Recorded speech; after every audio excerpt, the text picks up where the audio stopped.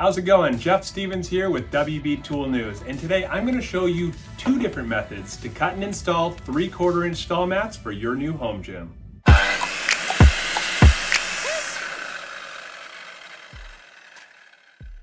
A ton of people are setting up home gyms these days, and I'm one of them.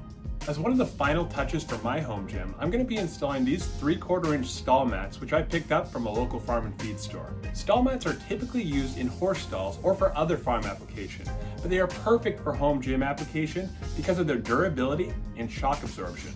With demand for these mats being extremely high right now, they can be tough to come by. My advice is to be persistent. Call early and call often. Most suppliers are filling orders on a first come first served basis, so just be ready to get up early and go. For my space, I picked up 6 5x7 by 3/4 inch stall mats, which ran about $75 each. Now these come in a variety of different sizes, but regardless, you can expect to pay somewhere between $2 and $2.50 per square foot. Now the first method I attempted was cutting the mats with my Tajima utility knife and a fresh razor black blade.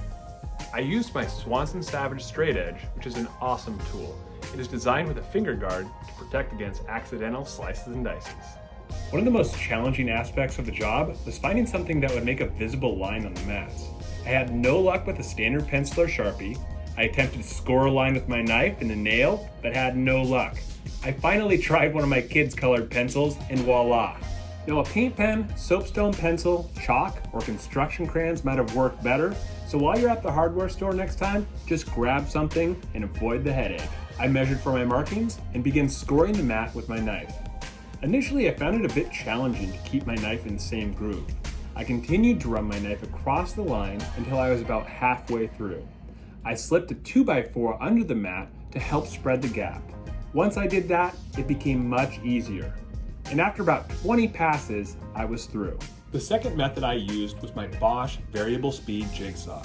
I had read that cutting these mats with power tools could melt the rubber and was not effective, but I wanted to give it a try. Again, I propped up the mat on the 2x4s, set my jigsaw to a low to mid-range speed, and began cutting. Once I was a couple inches in, the cutting became very smooth and easy.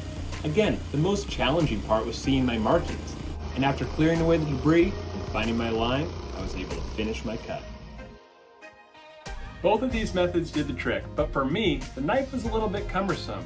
It ended up taking about 4 times as long and was less accurate. The jigsaw method was quick, easy, and precise. Really, the only downside was the added mess, and quite frankly, it was worth it.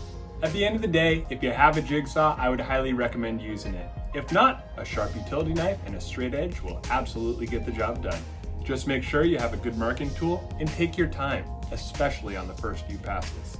With everything back together, I am super happy with how the floors turned out. Next stop, squat rack. If you've used other tools for cutting stall mats, let us know what worked for you in the comment section below. And for more how-to videos, check out these ones. Until next time, take care.